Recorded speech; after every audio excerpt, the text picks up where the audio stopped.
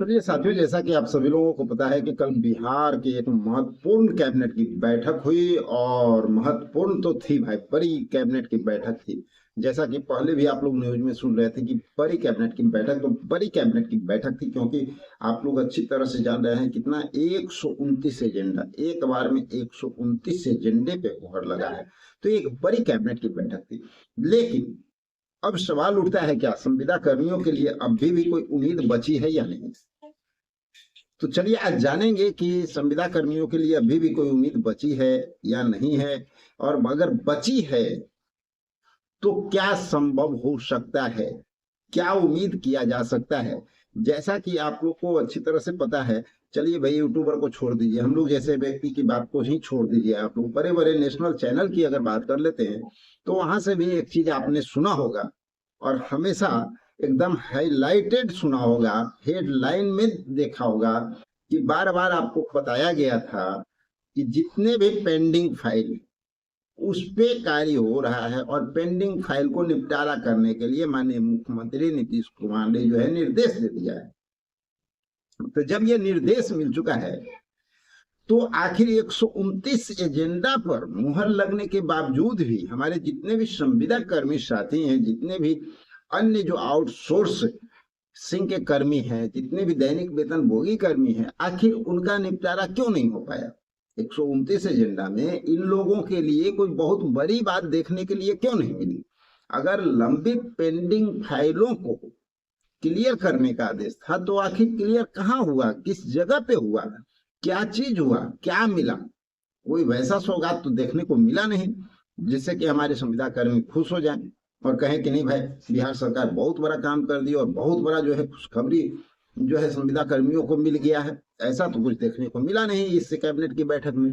चूंकि 129 एजेंडा बड़ा कैबिनेट का बैठक था, छोटी मोटी बात थी नहीं, और लंबे अंतराल तक ये बैठक चली। आप लोग भी देखें कि तकरीबन 3:30 बजे से शुरू होने के बाद तकरीबन 6-6:30 बजे तक ये बैठक चली, 2-3 घंटा का बैठक भी हुआ।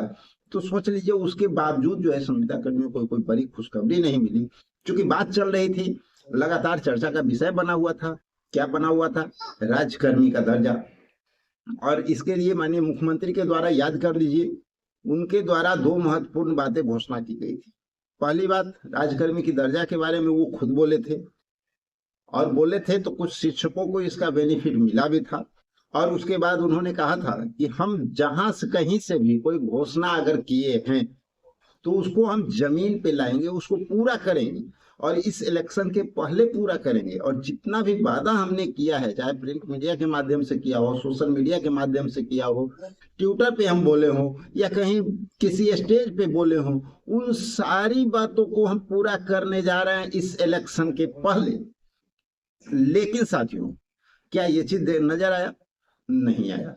तो आखिर उनका वादा कहाँ गया, सवाल उठता है ना। तो चलिए एक बात, जो एक लेटर निकल करके सामने आ रहा है उसके बारे में भी हम लोग जान लेते हैं।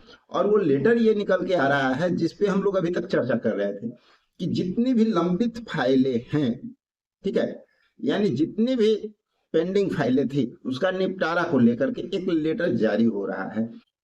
जिसको आप देख सकते हैं। ऐसे तो ये लेटर जो जारी हुआ है बिहार राज्य स्वास्थ्य समिति की ओर से, बिहार स्वास्थ्य समिति की ओर से, यानी कि कहा जाए स्वास्थ्य विभाग की ओर से ये लेटर जारी हुआ है। और स्वास्थ्य विभाग को निर्देश दिया गया है कि जितने भी लंबित कार्य हैं उनको पूरा करने के लिए 3 तारीख को ये लेटर जारी हुआ है, आप लोग देख सकते हैं। और बताया गया कि 4 और 5 तारीख का जो है, यानी शनिवार पड़ता है, जिस दिन की कहीं यानी यूं कहा जाए कि हाफ टाइम या तो छुट्टी का दिन भी माना जाता है, संडे भी छुट्टी का दिन माना जाता है। लेकिन ये दोनों दिन जो है कार्यालय बंद नहीं होगा। सुचारू जैसे कि अनदीना काम होता है ना, उसी तरह से उस कार्यालय में हर जगह पे काम होगा, और जितने भी लंबित फाइलें हैं उसका निपटारा किया जाएगा। इसका निर्देश जारी कर दिया गया है सभी पदाधिकारियों को। तो ये जो लेटर है ना, ये जो लंबित फाइलें हैं इसका निपटारा होगा। तो आप समझ सकते हैं कि निर्देश जो है ये विभाग की ओर से जारी कर दिया गया है। तो ये तो स्वास्थ्य विभाग का एक लेटर है, ठीक है। लेकिन हकीकत कहा जाए तो सिर्फ स्वास्थ्य विभाग की बात नहीं है, जितने भी विभाग हैं सभी जगह का ये निर्देश है और सभी जगह पे ये काम हो रहे हैं कि जहां भी लंबित फाइल बना हुआ है उसका निपटारा किया जाए। और इसकी मंशा क्या है, आप समझ पा रहे हैं कि इसकी मंशा क्या है?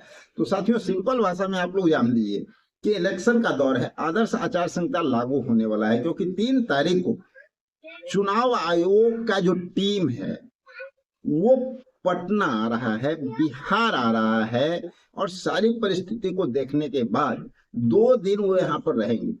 सारा सर्वेक्षण करने के बाद 2 दिन के बाद वो जाएंगे। 5 तारीख 6 तारीख को 6 तारीख को वहां पहुंचेंगे।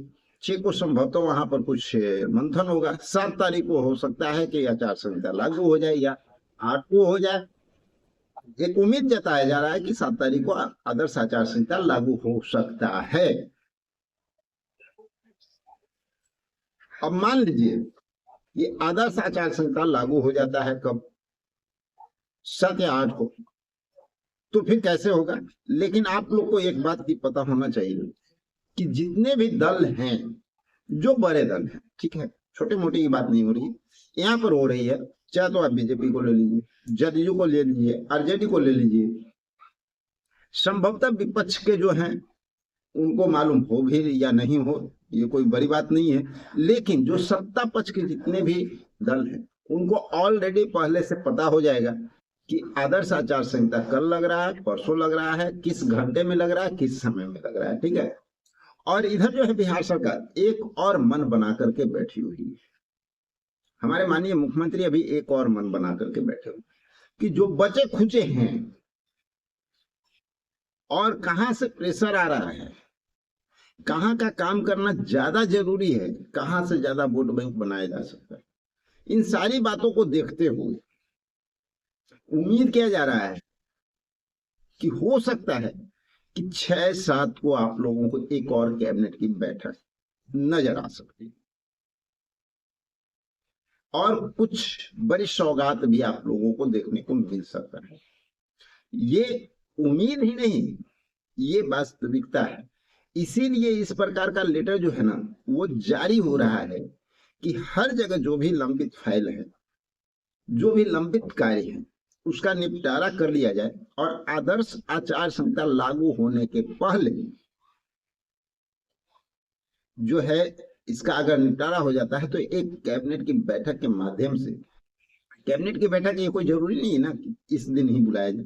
कैबिनेट की बैठक तो कभी भी बुलाई जा सकती है, सरकार के ऊपर डिपेंड करता है, तो कभी भी बुलाया जा सकता है और एक बड़ी सौगात जो है बिहार वासियों को देखने को मिल सकता है, जिसमें हमारे संविदा कर्मियों का उम्मीद अभी बचा हुआ है।